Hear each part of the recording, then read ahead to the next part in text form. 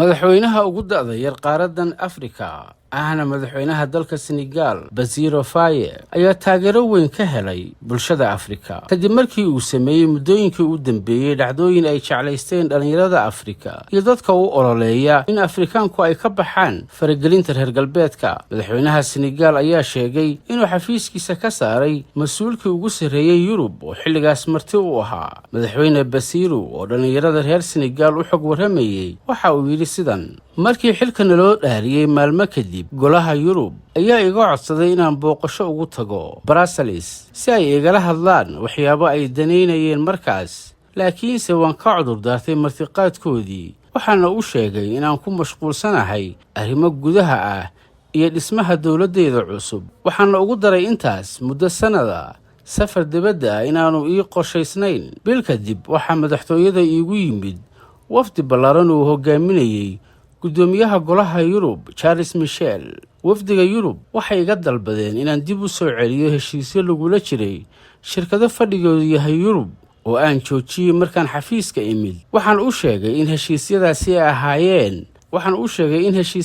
ahaayeen xaaraan oo lagu khiyaamay dalkeena oo aanay suurtagal ahayn inaan dib u soo celiyo ay iska ilaawaan. waxay ahaayeen diblomaasiyiin u doodaya shirkado. wax kasta oo ay igala hadleen waan isku fahmi weynay xilligaas, sababtoo ah waxay u socdeen dantooda oo keliya. ugu dambayn, gudoomiye Charles Michel waxaan u sheegay inuu soo khaldamay oo uu dalkiisii iskaga laabto, aanay Senegal aqbalayn heshiisyo xaaraan ah oo lagu boobayo ummadda hantideeda. Charles Michel markii uu tixgelin waayay mowqifkeena inaan xushmadda ka tago oo aan ku idhaahdo xafiiska iskaga baxo diyaaraddii aad ku timid ku laabo, kuma khaldanayn, waayo jid kale ima furayn xilligaas. dhalinyaro, wax walba xaq ayaad u leedihiin inaad ogaataan oo dalkan ku saabsan. dhammaan wixii aan isweydaarsanay Charles Michel waa duuban yihiin.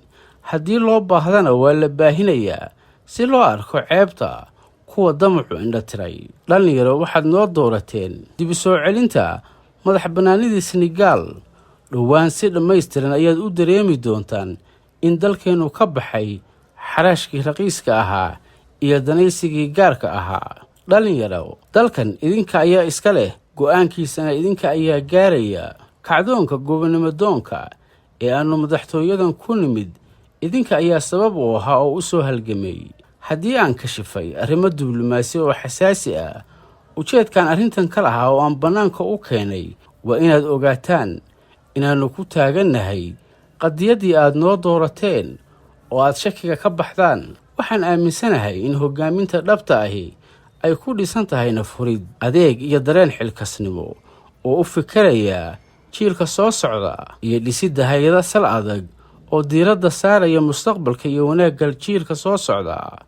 dhalinyaro, haddii eebba idmo, mar dambe wax idin niyad jabiya ma arki doontaan. inaynu jidkii hore ee dullinimada ahaa ku laabanno waxaa ka dhow kulligeen oo saaxadda dunida la ina ka waayo.